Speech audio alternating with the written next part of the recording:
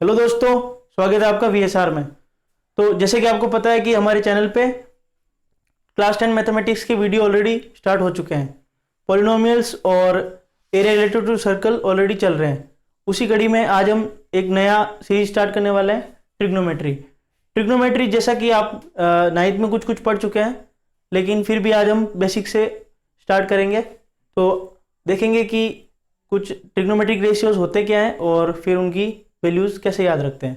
तो चलते हैं, स्टार्ट करते हैं।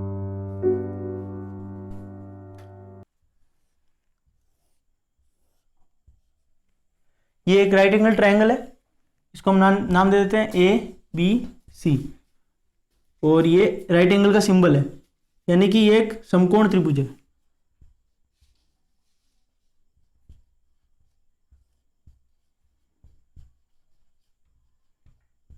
समकोण त्रिभुज क्या होता है? जिसका एक कोण समकोण हो, यानी कि 90 डिग्री हो।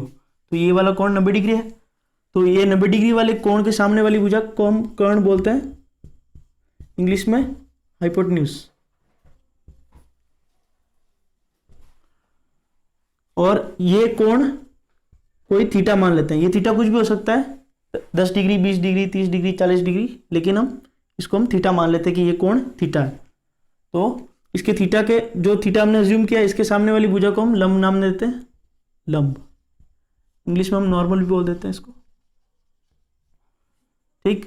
और जो थीटा की लगी हुई जो भुजा है, जो साइड है, उसको हम आधार बोलेंगे। तो इस राइट एंगल ट्रायंगल में इस थीटा और इन भुजाओं के बीच में क्या संबंध है, यही संबंध को हम स्थापित करने के लिए ट्रिग्नोमेट्री का इस्तेमाल करते हैं। कैसे करते हैं वो हम आगे देखेंगे। जैसे कि ये लंब और आधार है, तो अगर हम ये थीटा को बढ़ाते जाएंगे तो ये लंब बढ़ता जाएगा। ऐसे ऐसे देखिए, थीटा जैसे कि बड़ा हो गया ऐसे, तो ये लंब बड़ा हो जाएगा। और ये थीटा कम हो गया तो ये लंब छोटा हो जाएगा। और उसी तरह अगर हम इस तरफ बढ़ाएंगे, आधार बढ़ेगा, तो ये थीटा कम हो जाएगा। तो आपको समझाने के लिए देखिए ऐसा।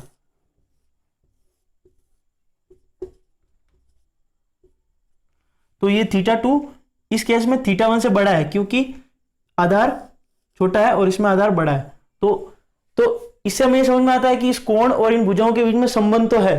तो वो संबंध हम कैसे स्थापित करेंगे, इसके लिए हम ट्रिग्नोमेट्री पढ़ते हैं। तो देखते हैं क्या होता है।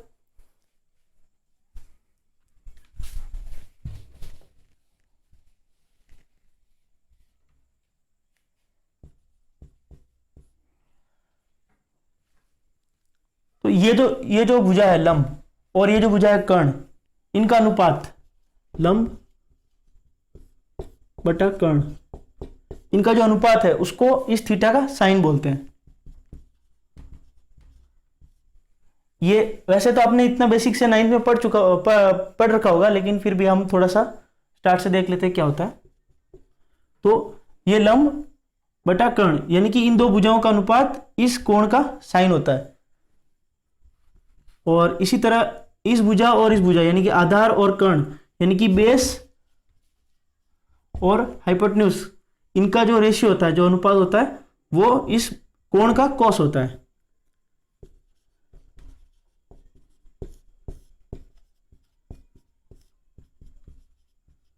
ठीक है, यहां तक समझ गए। अब एक और चीज होती है tan थीटा। तो tan थीटा क्या होता है, यानी कि इस थीटा का tan, वो क्या होता है, ये भुजा लंब और ये भुजा आधार, इन दोनों का अनुपात होता है। ये जो भुजा है लंब नॉर्मल और इस आधार की वाली भुजा का अनुपात जो है लंब अपॉन आधार, इनका जो अनुपात है वो इस थीटा का tan हो जाएगा। ठीक है, तो इस बेसिक राइट एंगल ट्रायंगल में, समकोण त्रिभुज में साइन थीटा, कॉस थीटा और tan थीटा क्या होता है, ये हमने देख लिया। तो अब इनके अंदर कुछ रिलेशन भी है जो कि हमें दिख रहा होगा। ये लंब बटा कर्ण है, ये आधार बटा कर्ण है, और ये लंब बटा आधार। तो हमें दिख रहा होगा कि इनमें कुछ तो संबंध है। वो क्या है देखते हैं। जैसे कि tan थीटा है, वो क्या हो जाएगा, sine theta upon cos theta. ये संबंध हमें यहाँ पे भी दिख रहा होगा। कैसे, tan थीटा क्या है, लंब बटा आधार। साइन थीटा क्या है? लंब अपॉन कर्ण, और कॉस थीटा है आधार बटा कर्ण। तो यहां पे कर्ण से कर्ण कैंसिल हो जाएगा, ये हो जाएगा लंब बटा आधार, जो कि होता है टेन थीटा। तो इसे हम ये वाला रिलेशन समझ सकते हैं। ठीक है, अब आगे देखते हैं कि साइन थीटा, कॉस थीटा और टेन थीटा की वैल्यूज क्या होती है कुछ खास कोणों के लिए। जैसा कि मैंने पहले भी बताया था, ये थीटा की वैल्यू कुछ भी हो सकती है, 10 degree, 20 degree, 30 degree, 40 degree, 50 degree, लेकिन इस थीटा की कुछ खास कोणों पे, जैसे कि 30 डिग्री, 45 डिग्री, 60 डिग्री, इन कोणों पे हमें साइन थीटा, कॉस थीटा और टेन थीटा और बाकी वाले त्रिकोणमितीय अनुपात कोसेक थीटा, सेक थीटा और कोट थीटा, इनकी वैल्यू हमें याद रखनी होगी, क्योंकि इन पे सीधे सवाल बनते हैं और इनका सीधा इस्तेमाल भी होता है। तो हम उन्हीं कोणों की वैल्यू ही याद रखेंगे, बाकी कोणों की हम रहने देंगे।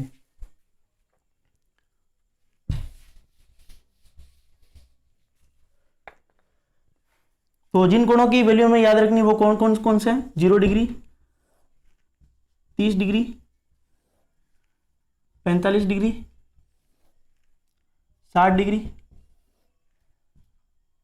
90 डिग्री। ठीक है,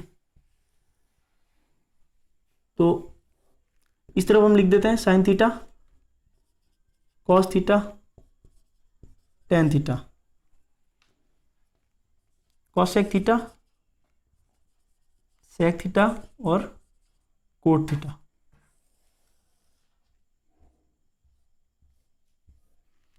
ठीक है, साइन थीटा की वैल्यूज हमें याद रखने के लिए एक छोटी सी ट्रिक है। वो क्या है?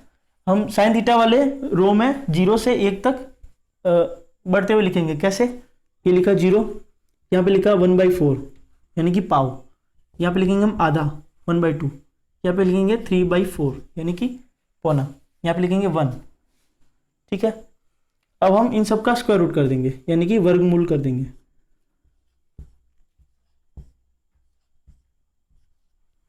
वर्गमूल करने के बाद ये जो स्क्वायर रूट ऑफ 0 क्या होता है? 0, तो साइन 0 डिग्री की वैल्यू हो जाएगी 0। स्क्वायर रूट ऑफ 1/4 करेंगे तो आ जाएगा 1/2, तो यानी कि साइन 30 डिग्री यानी कि 30 डिग्री की वैल्यू हो जाएगी 1/2। साइन 45 डिग्री की वैल्यू हो जाएगी 1/√2, यहाँ से आएगा √3/2 जो कि होगी साइन 60 की वैल्यू, और साइन 90 की वैल्यू हो जाएगी 1। ठीक है, ये वैल्यू समझ गए होंगे आप। साइन थीटा की जब थीटा 0 से 90 डिग्री की ओर जाता है तब साइन थीटा 0 से 1 की ओर जाता है। ठीक है, ये आप आसानी से याद रख लेंगे। अब इससे हम कॉस थीटा की वैल्यू भी बड़ी आसानी से निकाल सकते हैं। जैसे हम 0 से 1 यहाँ पे बढ़ते हुए क्रम में दिख रहा है हमको, बस वही हमें उल्टा लिखना है कॉस थीटा के लिए। कैसे? 1 से स्टार्ट करेंगे, ये एक जो 90 में उधर लिख रखा है हम इधर से स्टार्ट करेंगे कॉस में लिखना, तो कॉस 0 की वैल्यू हम 1 लिख देंगे इस तरफ से। इसके आगे आएंगे तो ये आएगा √3/2 जो कि हम कॉस 30 डिग्री में लिख देंगे। बस जैसे ये इस तरफ चल रहे हैं वही इस साइड से लिखते जाना है बस। यहाँ इसके बाद आएगा 1/√2 तो यहाँ पे लिख देंगे इसको। 1/√2 के बाद आएगा 1/2 तो यहाँ पे लिख देंगे 1/2। 1/2 के बाद इधर आ रहा है 0 तो यहाँ लिख देंगे 0। यानी कि साइन 0 की वैल्यू 0 है लेकिन कॉस 0 की वैल्यू 1 डिग्री है, जबकि साइन 90 की वैल्यू 1 है और कॉस 90 की वैल्यू 0 है। इसी तरह आप बाकी के रिलेशन भी समझ सकते हैं। और जो पहले हमने रिलेशन निकाला था tan थीटा बराबर sine theta upon cos theta, तो हम इसी का इस्तेमाल करके इस tan थीटा की वैल्यू निकाल लेंगे। तो tan 0 के लिए साइन 0 अपॉन कॉस 0 करेंगे यानी कि 0/1। 0/1 क्या होता है? 0 होता है। ठीक, इसी तरह tan 30 के लिए साइन 30 अपॉन कॉस 30 कर देंगे, तो साइन 30 अपॉन कॉस 30 करेंगे तो 2/2 कैंसिल हो जाएगा, बचेगा 1/√3। ठीक है, इसी तरह साइन 45 अपॉन कॉस 45 करेंगे तो क्या मिलेगा? tan 45। ठीक है, तो 1/√2 से 1/√2 कैंसिल हो गया, 1 आ जाएगा। तो tan 45 की वैल्यू क्या होगी? 1 होगी। ठीक, इसी तरह tan 60 क्या होगा? साइन 60 अपॉन कॉस 60, यानी कि √3/2 अपॉन 1/2, 2 से 2 कैंसिल, ये आएगा √3। इसी तरह tan 90 क्या होगा, sin 90 अपॉन cos 90, यानी कि 1/0। अब देखो 1/0 क्या होता है, किसी भी चीज़ को 0 से डिवाइड करते हैं तो इन्फिनिटी आता है, मतलब हम उसको डिवाइड कर ही नहीं सकते, तो यहाँ पे लिख देंगे इन्फिनिटी। ठीक है, अब देखो ये आ गया कोसेक थीटा। कोसेक थीटा क्या होता है, ये साइन थीटा का इनवर्स होता है, मतलब उल्टा होता है। तो हम जब साइन थीटा को उल्टा लिखेंगे यानी कि 1/sin थीटा लिखेंगे तो कोसेक थीटा की वैल्यू आ जाएगी। तो कोसेक 0 की वैल्यू जब हमें लिखनी है तो क्या लिखेंगे, 1/sin 0, और sin 0 क्या है, ऑलरेडी 0, तो 1/0, यानी कि यहाँ पे बता देता हूँ आपको, कोसेक 0 डिग्री यानी कि 1/sin 0। अब sin 0 की वैल्यू यहाँ लिखेंगे 0, तो लिखेंगे 1/0, या ये भी है इन्फिनिटी, तो यहाँ पे लिख देंगे इन्फिनिटी। इसी तरह साइन थीटा की, साइन 30 की वैल्यू है 1/2, तो कोसेक 30 हो जाएगा 1/2 का उल्टा यानी कि 2। इसी तरह हम बाकी के कोसेक थीटा की वैल्यू भी लिख सकते हैं, जैसे कि यहाँ पे लिखेंगे √2, यहाँ पे लिखेंगे √2/√3, यहाँ पे लिख देंगे 1/1 यानी कि 1। ठीक, इसी तरह सेक थीटा होता है कॉस थीटा का उल्टा, यानी कि 1/1, 1 cos थीटा, और cos 0 की वैल्यू है 1, तो लिखेंगे 1/1, यानी कि सेक 0 हो गया 1। ये क्या है, √3/2, तो इसका उल्टा लिखेंगे 2/√3। यहाँ पे है 1/√2, तो इसका उल्टा लिख देंगे √2। यहाँ पे है 2 1/2, तो इसका उल्टा लिख देंगे 2, और 0 तो 1/0 हो गया इन्फिनिटी। ठीक, बचा कॉट थीटा। कॉट थीटा होता है tan थीटा का उल्टा, यहाँ पे लिख देता हूँ मैं, सेक थीटा बराबर 1/cos थीटा, और कोट थीटा बराबर 1/tan थीटा। ठीक, तो कोट थीटा निकालने के लिए हम tan थीटा को उल्टा लिख देंगे, कैसे, 0 है, tan 0 की वैल्यू 0 है, तो हम 1/0 लिखेंगे। 1/0 क्या होता है, इन्फिनिटी। ठीक, cot 30 लिखेंगे तो लिख देंगे 1/1/√3। देखिए 1/1/1/√3, तो इसको हम ऊपर ले जाएंगे, क्या बन जाएगा, √3,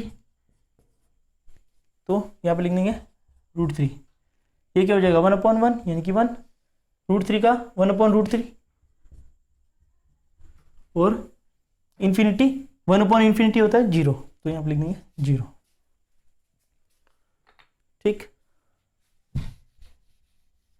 तो आप इस टेबल को नोट कर लीजिए, ये सारी वैल्यूज हम बार बार इस्तेमाल करेंगे आगे आने वाले प्रश्नों में, और कुछ एग्जांपल्स भी देखेंगे जिनमें हम इन वैल्यूज़ का यूज़ करेंगे, और फिर हम कुछ प्रैक्टिकल सिग्निफिकेंस की भी बात करेंगे कि ये कैसे हमें नेचर में देखने को मिलते हैं, और फिर आगे और कुछ देखते हैं। तो अभी हमने sine theta, cos theta, tan theta, cosec theta, sec theta और कोट थीटा के कुछ खास कोणों पर मान याद किए हैं, और अभी हम उसके रिलेटेड एक एग्जाम्पल सॉल्व करने वाले हैं। तो अभी हमने जो मान याद किए थे टेबल में, उसमें से आप देख सकते हैं tan 60 की वैल्यू क्या होती है, √3, और cos 30 क्या होता है, √3/2। ठीक, तो यही मान हम सीधा यहाँ पे पुट कर सकते हैं। तो ये tan² 60 क्या है, इसका मतलब ये है tan 60 का स्क्वायर, और cos² 30 क्या है, cos 30 का स्क्वायर। ठीक, तो हम tan² 60 और cos² 30 को हम ऐसे लिख सकते हैं। tan 60 की वैल्यू क्या है, √3, तो यहाँ पे लिख देंगे हम √3², ठीक, प्लस 3 इंटू √3/2 का होल स्क्वायर। ठीक, √3 का स्क्वायर क्या होता है, √3 इंटू √3 यानी कि 3,